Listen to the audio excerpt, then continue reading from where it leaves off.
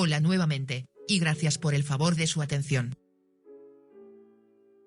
En esta ocasión me gustaría invitarles a explorar conmigo en este video, las ideologías de los adventistas del séptimo día, de los argumentos y las estrategias de que se valen para evangelizar y con suerte, hacerse de nuevos conversos, por lo general desilusionados de la rama del cristianismo o de la fe que con anterioridad hubieran profesado, o en su defecto, reafirmar sus propios y peculiares conceptos teológicos y dogmas. Los argumentos que a continuación escucharemos en boca de José Carlos Rando, quien dice ser teólogo de profesión, los calificaremos en 3 diferentes criterios. El primero de ellos lo calificaremos con una palomita de color verde. Cuando los argumentos que presente José Carlos sean verdaderos, válidos, apropiados y correctos. Con una cruz de color rojo. Cuando los argumentos que se presenten sean incorrectos. Y finalmente con una representación gráfica del producto resultante del final del ciclo digestivo. A todos aquellos argumentos que sean falsos, basados en hechos comprobadamente ficticios del dominio de cualquier persona que en la actualidad haya por lo menos concluido la escuela secundaria.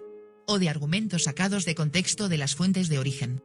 O en su defecto aserciones que carecen de toda validez, y más que mentiras, se trata más bien de deshonestas representaciones de la realidad o del argumento del que proceden. Estaría de sobra explicar el por qué me tomé la prosaica libertad de valerme de esta representación gráfica antropomorfizada con su propio juego de ojitos y boca caricaturescos, por tratarse precisamente de argumentos sacados del mismo lugar de la anatomía humana de donde la figura gráfica en cuestión, suele proceder por razones para mí obvias, con la esperanza de que la audiencia del presente, tenga una idea clara del por qué he decidido categorizar los argumentos correspondientes de esta forma. Pero de no ser este el caso de momento, a la mejor al correlacionar el argumento en cuestión conforme la presente videocrítica progrese, podrá darse una idea más específica del por qué mi decisión de categorizarlos de esta forma. Bueno pues, sin más preámbulo y para hacer una mejor utilización de su tiempo y el mío, comencemos. En cualquier ciudad del mundo encontramos iglesias, muchas veces diferentes en sus creencias y en sus prácticas. Pero en el pensamiento y generalmente en la doctrina que sustentan los que la frecuentan, está la convicción de que su congregación tiene la verdad. Cada una de ellas pretende estar en lo cierto y casi siempre anatematiza a los otros. Así que cabe preguntarnos, ¿todos los caminos conducen a Dios? ¿Todas las religiones conducen a Dios o hay solo una iglesia verdadera? ¿Estar en una u otra iglesia nos asegura la salvación o corremos algún riesgo al adorar a Dios en la forma incorrecta?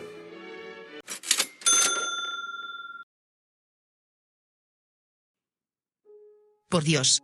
Apenas llevamos 2 minutos de video, y ya comenzamos con proclamas especulativas. Me parece que esto va a ser más complicado de lo que pensé. Primeramente, don José, antes de cuestionarnos si todas las religiones conducen a Dios, o si es que hay una verdadera y todas las demás son falsas, hay que demostrar más allá de cualquier duda razonable que existe un Dios y definir bien el concepto. Si no sabemos si existe uno, y no definimos con precisión su naturaleza, ¿cómo podemos saber qué es lo que espera de nosotros para ser merecedores de su consideración? Porque si no sabemos esto de principio, ¿cómo podemos saber cómo complacerlo? ¿O qué es lo que espera de nosotros? ¿O si simplemente estamos perdiendo miserablemente tiempo, esfuerzo y recursos? Es decir, si creemos que Dios es en el que cree la cristiandad, y sucede que los judíos son los que adoran al Dios verdadero, no creo que a éste le agrade mucho que adoremos a Jesús o a una cruz. ¿No lo crees así? ¿O que le ofrezcamos culto a la Virgen María, o a la Guadalupana además de a él, etc.? ¿El primer mandamiento te da una pista de a lo que me refiero con esto? Porque de principio si consultas con nuestros hermanos judíos, su nombre es Yahvé. No tiene hijos, y no es trinitario. Es más, de acuerdo con lo dicho por el mismo Jesús, Dios es una persona diferente a él. Lea parte de todos los evangelios, Juan capítulo 14 versículo 28 por ejemplo, donde Jesús claramente dice que el Padre es más grande que él. O lee Mateo 5:17 en donde Jesús dice que no ha venido a abolir, sino a cumplir la ley y lo dicho por los profetas. En otras palabras, todo lo escrito en el Antiguo Testamento. Inclusive bien claro dijo Jesús de acuerdo con Mateo 5:18, que hasta que pasen el cielo y la tierra, no se perderá ni la letra más pequeña ni una tilde de la ley hasta que toda se cumpla. Por otro lado, Yahvé no tiene madre. Y lo digo en el buen sentido de la palabra. Y de acuerdo con cada rabino del planeta, Dios no se encarnó en nadie hace 2000 años para perdonar los pecados de nadie, y no se tomó la molestia de darle a Moisés 613 mandamientos para que sean ignorados.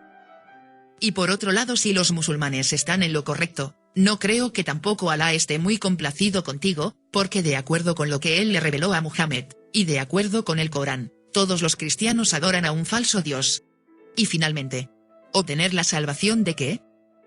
Pero de este punto ya hablaremos más tarde con seguridad, así es que como el tiempo apremia, mejor continuemos.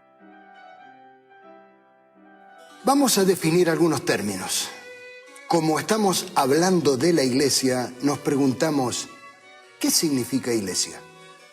Proviene del griego eclesía, y a la vez esta palabra se forma de ek, fuera, y kaleo, llamar. Esto indica que la iglesia es el conjunto de personas llamadas a salir. ¿Salir de dónde? Evidentemente del mundo. Ante un desastre inminente, la policía o los bomberos urgen a las personas a abandonar el lugar de peligro. De igual manera, la iglesia está integrada por la gente que oye el llamado a salir del mundo en rebelión antes de que sea destruido.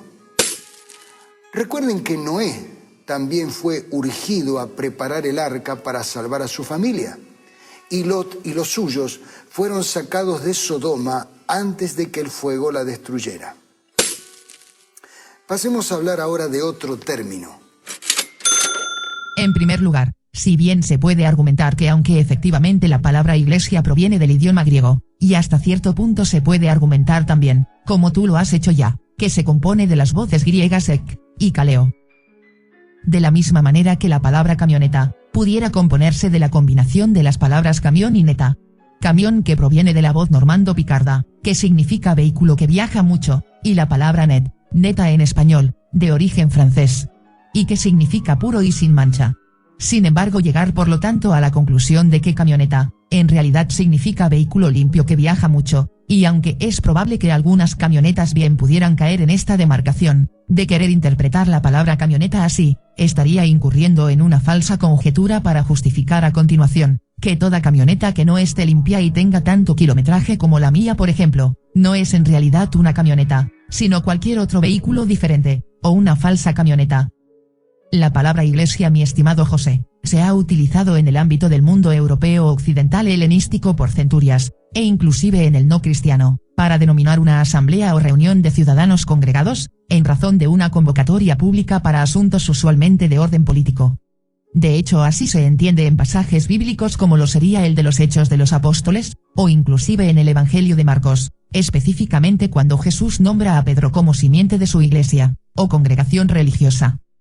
Pero de ahí a tratar de darle un giro escatológico a la palabra para que mejor encaje en la teología adventista y su énfasis en la inminente segunda venida de Jesucristo, y con ella la destrucción del planeta al más puro estilo apocalíptico, por lo tanto una razón más para justificar que los adventistas del séptimo día, que es por cierto a la denominación cristiana que perteneces, es la correcta religión, por considerar en sus doctrinas que ellos, a diferencia de las otras denominaciones cristianas, predican el inminente y pronto regreso de Jesús y por lo tanto de la destrucción del planeta, entre otros conceptos doctrinales particulares de esta congregación.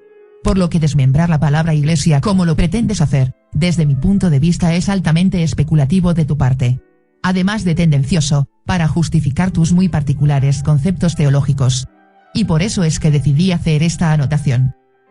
La palabra iglesia propiamente definida en el contexto religioso y para agotar este punto, se refiere a una asamblea o reunión de correligionarios congregados en razón de una convocatoria, para escuchar la lectura de lo que la congregación en cuestión considera ser la palabra de su Dios específico, que pudiera ser Jesús para los cristianos, o Jehová para los testigos de Jehová, porque para ellos Jesús no es Dios, sino en realidad la encarnación terrenal del ángel Gabriel. O bien Elohim para los mormones, que para ellos también, por cierto, Jesús no es Dios, sino únicamente el Hijo de Dios y un profeta, al igual que el fundador de la fe mormona, Joseph Smith, etc. por lo que distorsionar la palabra iglesia mediante contorsiones teológicas, no solamente es altamente especulativo de tu parte como ya lo indiqué, sino que hasta pudiera caer en el terreno de la deshonestidad. Por otro lado, que no se te olvide aunque te parezca anatema, que el recuento bíblico de Noé, su arca y el diluvio universal, ha sido comprobado por las relevantes ramas de la ciencia moderna como un mito que encuentra sus raíces en la leyenda mesopotámica de la epopeya de Gilgamesh, que data del año 2500 a.C., mientras que el Antiguo Testamento fue escrito apenas en el año 450 a.C. también, y como evidencia de esto te pediría encuentres referencias arqueológicas no solo de cuando estos poemas fueron escritos, pero además que leyeras los poemas de Gilgamesh. Adicionalmente, que no se te olvide que el diluvio universal que describe la Biblia, se caracteriza por no haber dejado evidencia geológica, biológica, o antropológica alguna. De hecho, muchas de las civilizaciones antiguas y asentamientos humanos prehistóricos, prueban más allá de cualquier duda razonable que este catastrófico evento, jamás ocurrió. Por lo que simplemente no te puedo permitir que te valgas de estos argumentos o eventos 100% míticos, para justificar cualquier conclusión que pretendas validar, llámese teológica o de cualquier tipo.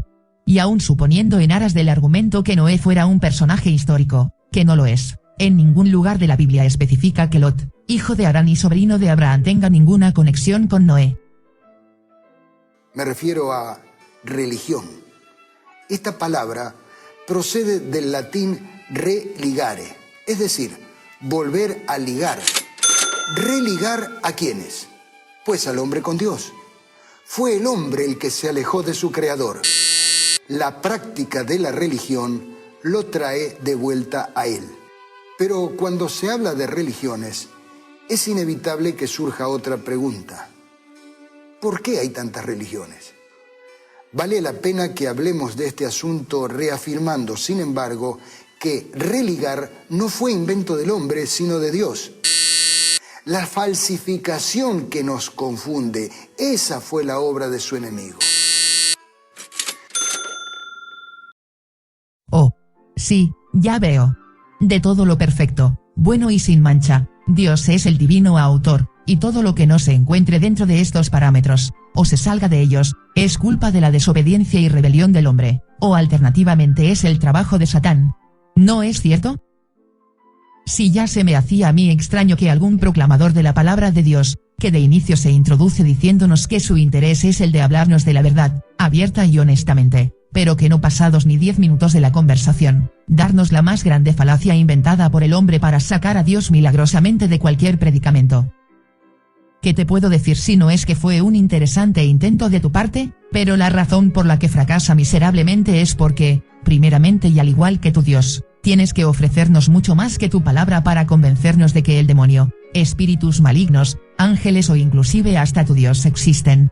De la misma manera que en la actualidad, se puede 100% comprobar que las enfermedades, por ejemplo, son causadas por virus o bacterias, propensidades genéticas, o en general causas 100% naturales, y que no son causadas por demonios, espíritus malignos, o castigo de los dioses como las personas que escribieron el arcaico libro que consideras que contiene la verdad absoluta, así lo creían hace miles de años.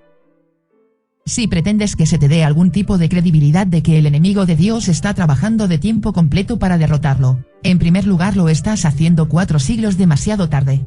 Y en segundo lugar, tienes que ofrecernos evidencias específicas, medibles y falsificables de que en verdad existen tales entidades, y ya no con un 100% de certidumbre, sino que con un más allá de duda razonable me conformo.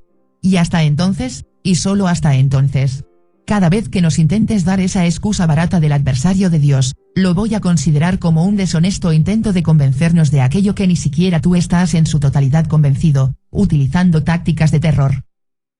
Por otro lado, si pasaras más tiempo preparándote y aprendiendo acerca de lo que dedicados científicos y catedráticos han descubierto tan solo en los últimos 150 años acerca de nuestro planeta, el universo y su composición, desde su sobrecogedora inmensidad hasta las partículas subatómicas de la materia, del origen y la evolución de las especies y la genética, y de lo mucho que hemos descubierto del cerebro y psicología humana, en lugar del tiempo que dedicas a leer un libro caduco, obsoleto, inmoral y perverso como lo es tu Biblia, y de distorsionar su contenido para que se adapte a la realidad, o en ocasiones distorsionar la realidad para que ésta se adapte a su contenido, te darías cuenta de que está arqueológica, histórica y antropológicamente comprobado, que el hombre fue el que inventó a Dios en los últimos 20.000 años, de los más de 100.000 años que el ser humano ha caminado y sobrevivido sobre la faz de la tierra, y no al revés. Que el concepto de Dios se originó primeramente de las enormes lagunas de conocimiento que el hombre en sus modestos principios tenía, posteriormente se integró en la psicología tribal por motivos supersticiosos al tratar de racionalizar causalidades sin motivo aparente, utilizando un cerebro evolutivamente programado para intuir patrones, y encontrarlos en donde muchas veces no los hay. Evidencia de esto la puedes encontrar cuando juegas con un pequeño a identificar patrones o formas en las caprichosas formaciones de las nubes o en las vetas de un madero pulido.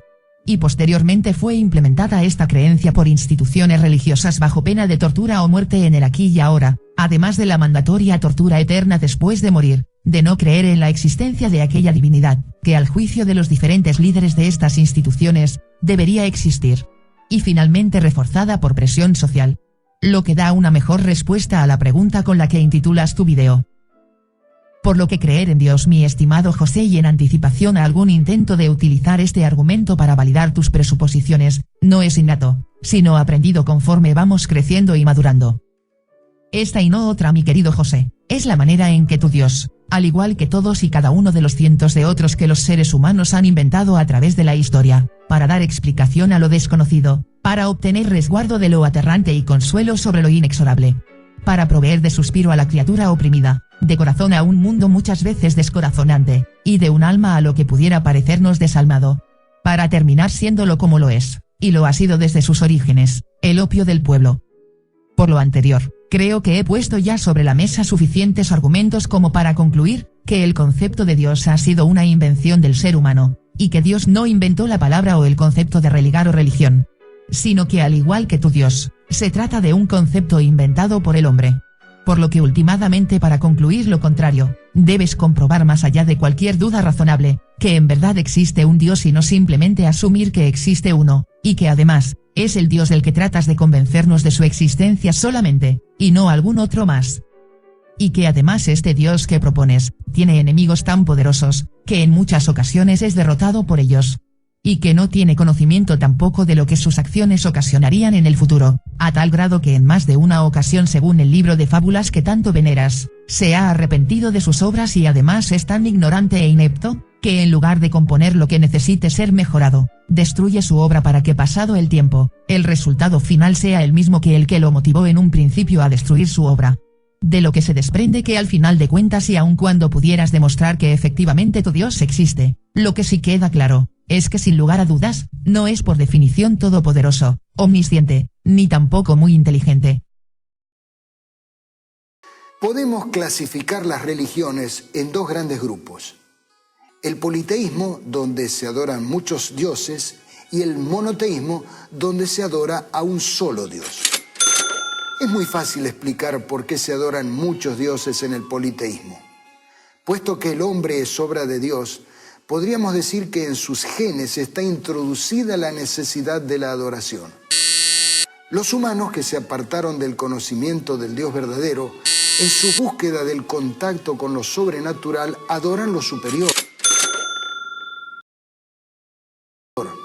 lo que está por encima de ellos, o lo que de alguna manera les beneficia, como la tierra, el sol, los astros o estrellas. Todas estas manifestaciones naturales parecen lógicos elementos de adoración. Pero una vez descaminados, el siguiente paso es caer más abajo y entonces pasar a adorar las cosas inferiores. En otras naciones llegaron a adorar desde el escarabajo a la cebolla. De esta degradación escribió San Pablo así: porque habiendo conocido a Dios, no lo glorificaron como a Dios, ni le dieron gracias. Antes se ofuscaron en vanos razonamientos, y su necio corazón se entenebreció. Jactándose de ser sabios, se volvieron necios, y cambiaron la gloria del Dios inmortal por imágenes del hombre mortal, y hasta de aves, cuadrúpedos y reptiles. Cambiaron la verdad de Dios en mentira, y adoraron y sirvieron a las criaturas antes que al Creador, que es bendito por los siglos. Y como no quisieron reconocer a Dios, Él los entregó a una mente depravada, para hacer lo que no conviene. Llegaron a estar atestados de toda injusticia, fornicación, perversidad, avaricia y maldad, llenos de envidia, homicidios, contiendas, engaños y malignidades, murmuradores, detractores, aborrecedores de Dios, insolentes, soberbios, jactanciosos, inventores de maldades, desobedientes a los padres, necios, desleales, sin afecto, crueles, despiadados. La lista de dioses que se adoran en el politeísmo es tan variada y caprichosa que no vale la pena dedicarle más tiempo. Pasemos a hablar de las religiones monoteístas. Pero si ya se me hacía extraño que en lo que va de tu presentación, no hubieras aún citado al apóstol Pablo. Sin embargo, y aunque a tu favor, tengo que reconocer que has decidido utilizar una de las 7 cartas que él en verdad escribió, porque como teólogo has de saber que las otras 6 que contiene la Biblia, son falsificaciones realizadas por escribanos y atribuidas a Pablo, escritas décadas después de su muerte, lo que debería de darte las primeras pistas acerca de la integridad del libro que consideras que contiene la verdad absoluta. Aunque debo confesarte también, y es por esto que decidí hacer este comentario, que de cierta manera me parece curioso y a la vez desconcertante que ustedes los cristianos, tiendan a adoptar entre sus doctrinas con más frecuencia las enseñanzas de Pablo, y descartar las que según la Biblia enseñó Jesús, especialmente cuando son tan contradictorios preceptos. Es decir, que mientras que Jesús no tiene nada que decir en lo tocante a la homosexualidad, sino que aparentemente hace un llamado para que sea aceptada específicamente cuando en Mateo capítulo 19 versículo 12, Jesús mismo dice lo siguiente con referencia a los eunucos, que como sabrás, así se les denominaba a aquellas personas que ya fuera por nacimiento, por decisión propia, con motivos religiosos, o a manos de terceras personas, a un hombre se le despojaba de su virilidad, y que a la letra lee así. Porque hay eunucos que así nacieron desde el seno de su madre, y hay eunucos que fueron hechos eunucos por los hombres, y también hay eunucos que asimismo se hicieron eunucos por causa del reino de los cielos. El que pueda aceptar esto, que lo acepte. Sin embargo, es bien conocido que ustedes, los seguidores de Cristo, adoptan la posición de Pablo descrita en la primera carta a los Romanos versículos del 24 al 27, la primera carta a los Corintios 6, del 9 al 19, y la primera carta a Timoteo 1:10, entre otros, para demonizar y anatemizar a los homosexuales, en completa contradicción a las enseñanzas de Jesús por lo menos en este rubro de la homosexualidad. Mientras que Jesús no hace ningún pronunciamiento de las virtudes de mantener subyugada a la mujer según es prescrito con sádica explicitud en el Antiguo Testamento, ustedes los cristianos por siglos, aunque en últimas fechas esto ya no es tan pronunciado, se suscribieron a la posición misógina y chauvinista de Pablo, de Pedro, y de muchos otros patriarcas de la Iglesia temprana para con los derechos de la mujer y su igualdad con respecto al hombre. Mientras que Jesús enseña insistentemente que la salvación se logra por acciones, la posición de Pablo es la de demonizar y anatemizar a los pecadores, segunda de Tesalonicenses 3:6 y 3:14, aconsejando que los cristianos no mantengan ningún tipo de relación con ellos en la medida de lo posible, pero lo más importante para Pablo, es que para él, la salvación se logra no por obras como todo el tiempo insistió Jesús, sino por fe.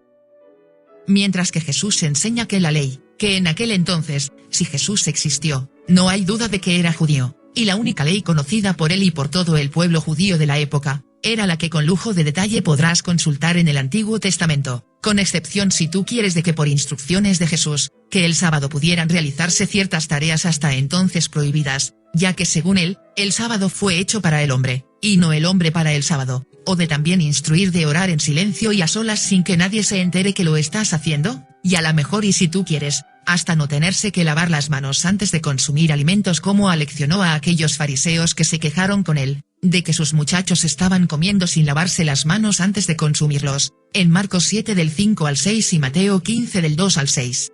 Pablo por su parte se da a la tarea en más de una de sus cartas, en elaborar complicadas contorsiones teológicas que en muchos de los casos pudieran ser dignas de admiración, para concluir que la ley, no requiere de ser observada para lograr la salvación, en contradicción a las enseñanzas de Jesús. Romanos 3:28, Romanos 4:6, Romanos 10:4, Gálatas 2:16, entre otros. Mientras que Jesús afirma haber venido para darle libertad a los cautivos, Lucas 3:18, lo cual, como nos muestra la historia, a la fecha no se ha logrado todavía al 100%. Pablo por su parte les aconseja a los esclavos a obedecer a sus amos, Colosenses 3:22. Citando a Thomas Jefferson en su carta dirigida a James Smith, el apóstol Pablo no era más que el peor corruptor de las enseñanzas de Jesús.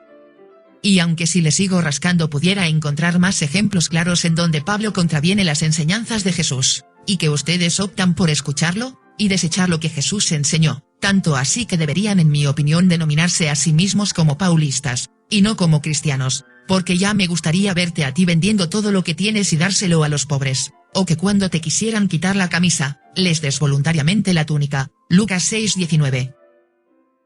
Ahora bien, en cuanto a tu premisa de que Dios creó al hombre, ya se hicieron las anotaciones correspondientes de que sin lugar a dudas, el hombre creó a Dios a su imagen y semejanza, y no al contrario.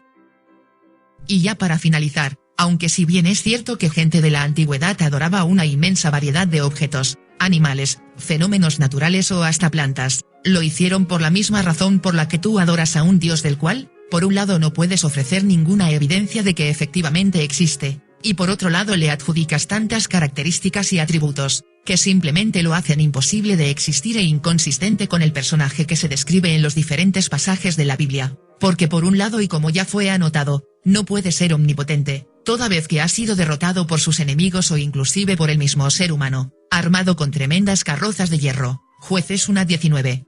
No puede ser omnipresente porque de serlo así, el mundo en el que vivimos, y más específicamente en el que viven las personas de fe, no sería de la manera que en realidad es.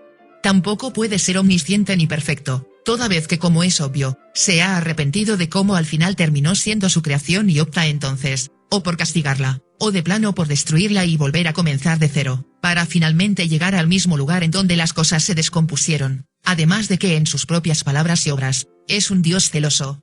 Y quizá lo más importante, es que Jesús en más ocasiones de las que pudiera concluirse lo contrario, él en ningún momento afirmó ser Dios.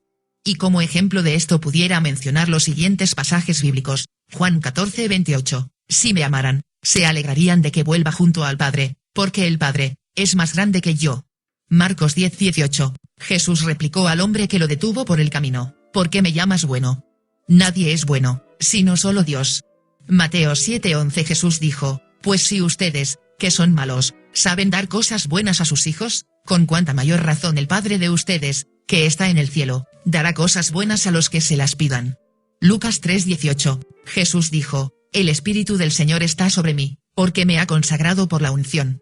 Él me envió a llevar la buena noticia a los pobres, a anunciar la liberación a los cautivos y la vista a los ciegos, a dar la libertad a los oprimidos. Mateo 27:2.46, antes de morir, Jesús gritó con fuerza, Dios mío, ¿por qué me has abandonado? Esto sin mencionar el mismo bautismo de Jesús y la famosa escena de la transfiguración, en donde según los evangelios, Dios mismo identifica a Jesús como su hijo. Las tres principales son el judaísmo, el cristianismo y el islamismo. El origen de la religión hebrea está registrado en la Biblia. Hace 4000 años, Dios llamó a Abraham, que vivía en Ur, una ciudad de los caldeos en la Mesopotamia asiática. Lo invitó a abandonar su tierra y sus parientes para trasladarse a una tierra donde, a partir de su descendencia, Dios establecería una nación que sería una bendición para todo el mundo. A esta nación, a su tiempo, vino el Mesías. Recordemos la cadena secuencial como esto ocurrió.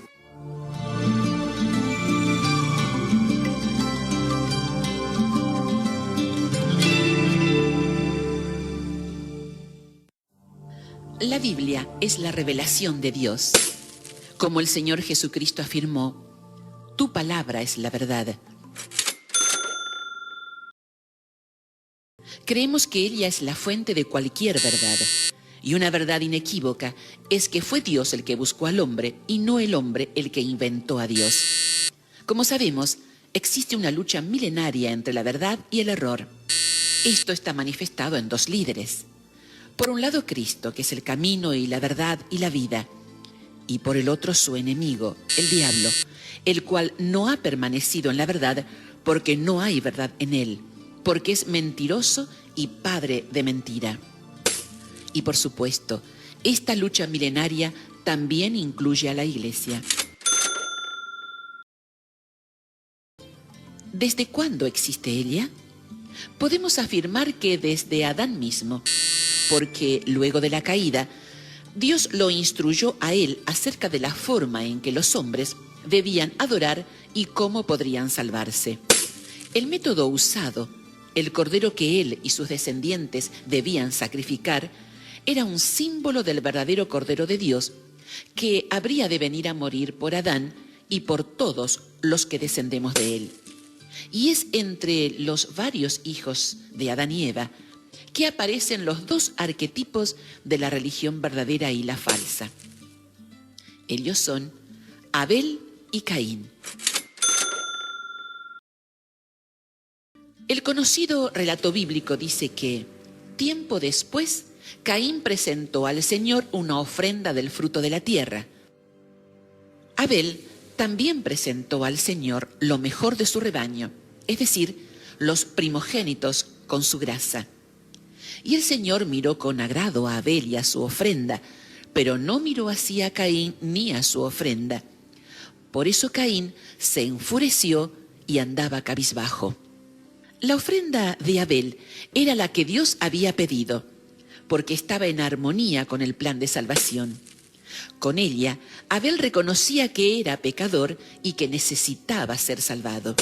En cambio, la ofrenda de Caín fue presuntuosa y simbolizaba su propio camino de salvación. No fue como Dios quería, sino como millones lo dirían más tarde, lo fue a mi manera. Por eso fue natural que el Señor no la aceptara. Y la reacción de Caín es bien conocida: mató a su hermano. El primer crimen que hubo en este mundo fue el fruto de la intolerancia religiosa. Guiado por Satanás, el que no hacía lo correcto mataba al que sí lo hacía. Y el mismo procedimiento siguió a través de los siglos y milenios que siguieron hasta hoy. Abel es el prototipo de la religión verdadera, porque la misma no está formada a la medida del hombre, sino decidida a hacer la voluntad de Dios. Por otra parte, Caín es el prototipo de todas las religiones falsas. Estas tienen como base la premisa de hacer las cosas a su manera. No elevan al hombre a Dios, sino que hacen un Dios a su medida. Generalmente sus dioses participan de las mismas pasiones que las humanas. Efectivamente, mi estimado José, pero aunque no en el contexto que pretendes utilizarlo. El ser humano, desde que inventó el concepto de Dios o dioses, los ha hecho a su medida. Después de todo, ¿de qué otra manera pudiera ser, cuando el concepto de Dios o dioses es precisamente una invención del ser humano, como ya ha sido anotado? Por lo que no es de extrañar que se les representen participando de las mismas pasiones de los humanos y que se comporten y razonen de la misma manera que las personas que los inventaron lo hacían, en las épocas en que los inventaron, en contraste con lo que de tu presentación nos quieres convencer. Y el Dios que veneras no es la excepción. Así tenemos que, según lo define la Biblia, Dios es celoso, como él mismo al parecer lo indica en el libro de Éxodo, capítulo 20, versículo 5. Es también, si con detenimiento lees el Antiguo Testamento, inseguro, promete cosas que no cumple, es caprichoso, vengativo, egoísta y misógino. Solo por mencionar algunas de las características humanas que, según las Escrituras, claramente tu Dios exhibe. Y aunque según tú, Satanás es mentiroso, te reto a que encuentres un pasaje en la Biblia en el que Satanás haya dicho alguna mentira, aun cuando, según se describe en el libro de Génesis capítulo 3, versículos del 4 al 6, la serpiente incita a Eva a comer del fruto prohibido. Sin embargo, date cuenta que la serpiente no puso el árbol ahí, que Dios lo puso en ese lugar sabiendo de antemano. Si todavía insistes en sostener que Dios es omnisciente, que este sería el motivo de la expulsión de Adán y Eva del jardín del Edén. Y aunque la serpiente no es identificada como Satanás o poseída por él en ningún momento, pero aún asumiendo que así hubiera sido, La serpiente jamás le dijo a Eva nada que no fuera a pasarle si comía del fruto prohibido. Por otro lado, Dios le dijo a Adán que moriría al comer del fruto prohibido, lo que obviamente si lees tu Biblia con detenimiento, no ocurrió.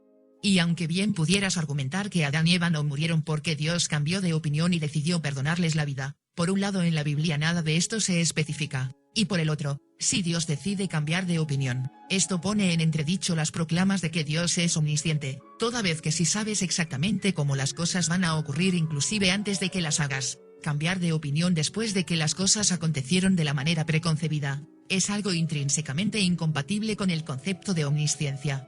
Y de igual manera según las Escrituras, Dios ha actuado de manera deshonesta en otras instancias, como tú mismo podrás constatarlo en Éxodo 9 versículo 12, en donde según la narrativa, Dios endureció el corazón del faraón para que éste, después de ya haber accedido a dejar al pueblo de Israel en libertad, cambiara de opinión. Adicionalmente a este incidente en donde Dios si tú quieres no directamente mintió, pero sí jugó con el libre albedrío del faraón y trae a Moisés de arriba a abajo entrevistándose con él, sin que Dios le dejara saber a Moisés lo que él haría con el corazón del faraón para hacer las cosas más difíciles para Moisés así como para el mismo proceso de negociación, sin olvidar que para convencer al faraón de dejar al pueblo de Israel en libertad, el Dios que veneras mandó plagas que afectaron directamente a millones de inocentes habitantes de Egipto, pagando ellos el precio de la renuencia del faraón de dejar ir al pueblo de Israel. Es más de acuerdo con las mismas escrituras que utilizas para fundamentar tu ideología. Dios mismo envía al ángel de la muerte a matar a los primogénitos de estos habitantes que nada tenían que ver con la decisión del faraón cualquiera que ésta fuera, y lo mismo aplica para el propio hijo del faraón, en lugar de simplemente castigar de forma directa al faraón, lo cual aún así resultaría injusto y hasta sádico, ya que éste estaba tomando las decisiones bajo la influencia del Dios que veneras. ¿O no? Pero en adición a esto, Dios pone el espíritu de la mentira en la boca de los profetas según es descrito en Reyes 1, versículos del 22 al 23, Crónicas 2 capítulo 18, versículo 22, y Ezequiel capítulo 2 versículo 11. Asimismo Dios engaña a la gente en Jeremías 4 versículo 10, en Jeremías también 20 versículo 7, y según Pablo, en Tesalonicenses capítulo 2 versículo 11. Y que no se te olvide que cuando Abraham junto con Sara le mienten a Abimelech, diciéndole que Sara no es en realidad la esposa de Abraham, sino que es su hermana. Y cuando Abimelech la toma para que fuera una de sus esposas al creer que no estaba casada, tu Dios amenaza a Abimelech si se atreve a tocar a Sara, pero no hace nada ni confronta a las personas que de inicio mintieron, y se beneficiaron de esta mentira, es decir, Abraham y Sara, tal como con lujo de detalle podrás leer en Génesis 20, y de manera similar en Génesis 26 versículos del 7 al 11, pero en esta instancia con Isaac y Rebeca. Así es que si vamos a utilizar la mentira como una de las manifestaciones de la maldad, ponte a pensar que bajo tal criterio, tu Dios tiene más cola que le pisen que el mismo Satán. Y de esto, no tienes que creer en mis palabras. Lee tu Biblia por favor, José. Por otro lado, ha sido extensivamente investigado por los más renombrados arqueólogos como lo son Israel Finkelstein, director del Departamento de Arqueología de Tel Aviv, Israel, y el arqueólogo Neil H. Silverman, en el libro bestseller que ambos escribieron titulado La Biblia desenterrada, el cual te recomiendo que leas para que te des una idea de qué tan equivocadas están tus conjeturas bíblicas, en donde podrás comprobar que según la opinión de los expertos, los recuentos bíblicos de Abraham, Noé, Jacobo, Moisés, y prácticamente todos los personajes bíblicos, jamás en realidad existieron. Que han sido figuras copiadas de otras religiones o cultos de naciones vecinas de aquel entonces, y adaptadas a las creencias judías, como Moisés o Noé, personajes de hecho tomados de mitos asirios, y reinventados para proveer de una narrativa que explique los orígenes del pueblo de Israel. Como igualmente son probadas fabricaciones los recuentos del cautiverio del pueblo de Israel por parte de los egipcios, el famoso éxodo de Egipto, los 40 años vagando por el desierto, etc. Solo por mencionar unos de los tantos eventos descritos en la Biblia y que en realidad, jamás ocurrieron. Por lo que tratarlos de utilizar como figuras o hechos históricos en pleno siglo XXI y cuando ya han sido demostrados como hechos y personajes ficticios para respaldar tus proclamas, denota en el mejor de los casos ignorancia de tu parte, y en el peor, deshonestidad. Ya que esta información está al alcance de todos, con tan solo invertir no más de 30 minutos de tu tiempo en el Internet. Como verás mi estimado José, y si es que los dos vivimos en el mismo planeta, la nación de Israel, no ha sido en absoluto una bendición para todo el mundo como lo pretendes inferir en el pasaje bíblico que mencionas, y en particular para los que de ella pueden rastrear sus orígenes, ya que ha sido dominada hasta el año 605 a.C. por los sirios, más tarde desterrados por el rey Nabucodonosor en el año 538 a.C., más tarde dominados por los griegos, después en el año 64 a.C. dominados por el Imperio Romano, rotundamente derrotados y desterrados, y hasta destruido su templo por las huestes romanas también en el año 72 de la Era Común, viviendo en opresión y siendo demonizados durante el medievo por el catolicismo y perseguidos por la Santa Inquisición, y para los descendientes de la nación de Israel no obstante las calamidades antes mencionadas, no hace falta más que referirte al Holocausto durante la Segunda Guerra Mundial. Y aún en fechas más recientes, viviendo en medio de un conflicto sin solución en un futuro cercano con los musulmanes a ambos lados de sus fronteras. Si esta es la suerte que se corre estando en la lista de favoritos de tu Dios, en verdad espero que de en verdad existir, que el nombre de las personas que más estimo y los de su descendencia, no estén jamás en esa lista. En cuanto a la llegada del Mesías a Israel, no sé si te habrás investigado con profundidad, pero de Jesús, sus apóstoles, e inclusive del apóstol Pablo, no existe ninguna evidencia extrabíblica de que en realidad hayan existido. Los primeros recuentos del cristianismo como secta religiosa los encontramos hasta más de 100 años después de la fecha en la que se asume Jesús fue crucificado. Los evangelios por su parte, que son las únicas fuentes autorizadas por la Iglesia de donde podemos aprender de él, fueron todas escritas anónimamente por personas que jamás conocieron a Jesús o alguna de las personas que lo pudieron haber conocido, escritos además décadas después de su muerte. El mismo apóstol Pablo jamás lo conoció en persona, no está enterado de su virginal concepción ni prácticamente de ninguna de sus hazañas, dichos, enseñanzas y milagros durante el tiempo que caminó sobre la faz de la tierra, y para él, Jesús en realidad es una divinidad celestial que fue crucificada en alguna otra dimensión celestial por fuerzas demoníacas, mas no en este planeta ni por seres humanos, en este caso y para ser más específico, por Poncio Pilatos y las huestes romanas. Y como prueba de lo que antecede y para no extenderme en esta intervención, en virtud de que lo que antecede es la opinión generalizada de los estudiosos e historiadores en la materia, léete los evangelios y te darás cuenta que todos ellos están escritos en el estilo literario de tercera persona con narrador omnisciente, y el narrador de los recuentos, en ningún momento se identifica. Asimismo, el mismo Pablo en sus epístolas jamás pone a Jesús en el plano terrenal, no lo identifica como Dios en persona ni como alguna de las personas de la Trinidad, sino como el Hijo de él, y solo para reforzar mi punto, esto es lo que con respecto a Jesús como sumo sacerdote del santuario celestial como claramente es conceptualizado en la carta a los Hebreos, podrás leer en el capítulo 8 versículo 4. Así que si él, Jesús, estuviera sobre la tierra, ni siquiera sería sacerdote, habiendo sacerdotes que presentan las ofrendas según la ley. Es más, todos los evangelios fueron escritos a no menos de 5 décadas de la muerte de Jesús, a casi 10 décadas en el caso del Evangelio según San Juan, por personas altamente letradas en el idioma griego, que si te das cuenta en los evangelios, los seguidores de Jesús eran toda gente iletrada, no muy inteligentes, y además los evangelios fueron todos escritos originalmente como ya fue anotado en griego, que no era la lengua que Jesús y sus discípulos hablarían.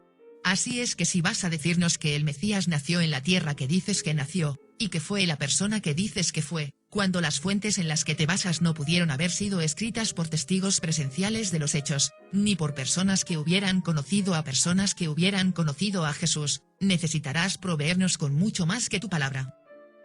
Ahora bien, en cuanto a tus comentarios acerca de la Biblia, cabe destacar que la Biblia no es ni puede ser la revelación de Dios alguno, porque si de principio Dios va a inspirar o escribir un libro, lo menos que uno se esperaría es que no contuviera errores y contradicciones, que no mencionara a lugares, eventos y personajes que jamás existieron, que en él encontráramos información precisa e incontrovertible de cómo fue que creó el universo y las formas de vida que en él habitamos, y además, nos revelaría sabiduría incontrovertible, lo cual sabemos que no es así en el caso de la Biblia. Por otro lado, el diablo no existe, no es mencionado en el Antiguo Testamento como adversario de Dios o caracterizado como mentiroso, y por esta razón sin duda, es que no acompañaste en tu presentación con algún pasaje del Antiguo Testamento que haga alguna narración de él, caracterizándolo de la manera que tú lo haces.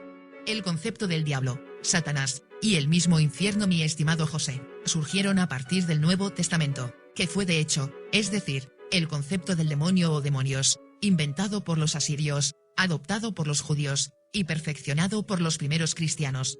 y el hecho que te quiera sacar de la manga que la Iglesia está involucrada con la lucha entre el bien y el mal, es una gran especulación de tu parte. De igual forma, la caída del paraíso es un mito y en nada tiene que ver con la creación de la Iglesia. Dios no le da ninguna instrucción a Adán en el jardín del Edén de otra cosa más que no comer del fruto prohibido y de ser fértiles y multiplicarse, considerando los recuentos de la Biblia, claro está. Además, considerando estos mismos recuentos, Dios echa del paraíso a Adán y a Eva y deja a un arcángel armado de tremendo sable de fuego guardando la entrada, lo que lo convertiría en un lugar extremadamente difícil de no localizar, especialmente en la actualidad, en el sentido de que no existe prácticamente ningún lugar sobre la Tierra que no hayamos ya descubierto. O a ver, dinos, ¿en qué lugar de nuestro planeta podemos encontrar la entrada a este mítico lugar? De igual forma, tampoco en ningún lugar en la Biblia Dios especifica que hubiera dado instrucciones de cómo adorarlo previo a el recuento mítico también de Caín y Abel. De hecho, lo que nos dicen los más recientes descubrimientos científicos, inclusive desde el punto de vista genético y por si no estuvieras enterado aún, está científicamente comprobado que el ser humano no desciende de una pareja primogénea, ni mágicamente apareció en ningún jardín del Edén en alguna parte del Medio Oriente hace 6000 años, sino que evolucionó de un ancestro común hace no menos de 2 millones de años en África Central, lugar y rama evolutiva de donde también evolucionaron los grandes simios que en la actualidad conocemos. Lo que destruye de raíz cualquier argumento o narrativa que requiera de la súbita aparición de una pareja precursora del gene humano y de su descendencia. Ahora bien, en cuanto a la famosa profecía del Cordero a ser sacrificado, esta fue inventada así por los primeros padres de la Iglesia sacando del contexto original diferentes pasajes bíblicos del Antiguo Testamento, y si no me crees, pregúntale a cualquier rabino, que al fin y al cabo, el Antiguo Testamento ha sido las sagradas escrituras del pueblo judío siglos antes de que fueran las del cristianismo. En cambio, si lo que dices en lo concerniente a las profecías del Antiguo Testamento que se cumplen en Jesús en verdad se hubieran cumplido, no hubiera en este aspecto ninguna controversia teológica entre el judaísmo y el cristianismo. E inclusive sugerir que los cristianos conocen mejor el Antiguo Testamento, es decir el Torá, que los judíos, sería lo mismo que decir que los mormones conocen mejor el Nuevo Testamento que los cristianos, por lo que tuvieron que inventar el Libro del Mormón, para corregir o complementar el Nuevo Testamento. Tocando ahora otro de los argumentos que propones en lo concerniente a los arquetipos de la religión verdadera y la falsa. Este argumento es algo que claramente te está sacando de la parte de tu anatomía por donde el sol nunca te brilla tan bien. Y aun si esto fuera cierto, la verdadera religión fue entonces aniquilada por la falsa en el momento mismo en que Caín mató a Abel, si aún insistes en tomar literalmente lo que a todas luces es un recuento alegórico destinado a ilustrar las virtudes de permanecer nómada, en vez de sedentario, que es en lo que, según los expertos en materia del Antiguo Testamento, unánimemente coinciden en lo tocante al mensaje alegórico, y no literal, de este recuento. Ahora bien, en adición al mensaje alegórico detrás de este mismo relato, Dios no pide en ningún momento que él prefería sacrificios de sangre, y si Caín vivía de los frutos de la tierra, ¿de dónde querías tú que Caín sacara un animal de su propiedad para sacrificarle a Dios? Caín, al igual que Abel, ofreció los primeros frutos de su trabajo y de lo que él podía disponer. Ahora bien, y ya casi para finalizar, si vas a relacionar la canción de Frank Sinatra, My Way, que inmortalizara a Rafael en nuestra lengua común allá por los 70s, a mi manera, dado que es la única manera que se me ocurre ligar el último comentario que ofreces en tu presentación como explicación del por qué Dios rechaza la ofrenda de Caín, y utilizarlo de la manera que lo pretendes utilizar, cuando si en alguna parte en la Biblia se hiciera tan siquiera la insinuación de que Caín hizo su ofrenda a Dios pensando de antemano que lo haría a su manera, y no a la que a tu Dios más le agradara, y querer relacionar esto como uno de los motivos para que Caín matara a Abel, y extrapolarlo como una condición humana, debes entonces de estar bajo la influencia de algún tipo de psicotrópico de mala calidad, porque de esto, es decir del empeño de Caín de agradar a Dios a su manera, en la Biblia ni siquiera se insinúa. En adición, claro está de que este es un recuento mítico también, el primer crimen que pudo haber ocurrido desde que el ser humano caminó como tal por la faz de la tierra, no pudo haber sido de orígenes o el fruto de la intolerancia religiosa, ya que ha sido antropológicamente comprobado que los primeros seres humanos, no conocían ni siquiera el concepto de la religión, ni observaban alguna, y lo más seguro, ni creían en Dios. Sino que este concepto se empezó a gestar en nuestra especie cientos de miles de años después, volviéndose más prominente al conglomerarnos en asentamientos sedentarios. Y finalmente en la Biblia, en ningún lugar dice que Satanás haya guiado a Caín a matar a Abel. Bueno, pues hasta aquí es lo más que puedo soportar de tanta charlatanería, exageraciones y pasajes bíblicos sacados de todo contexto y mentiras.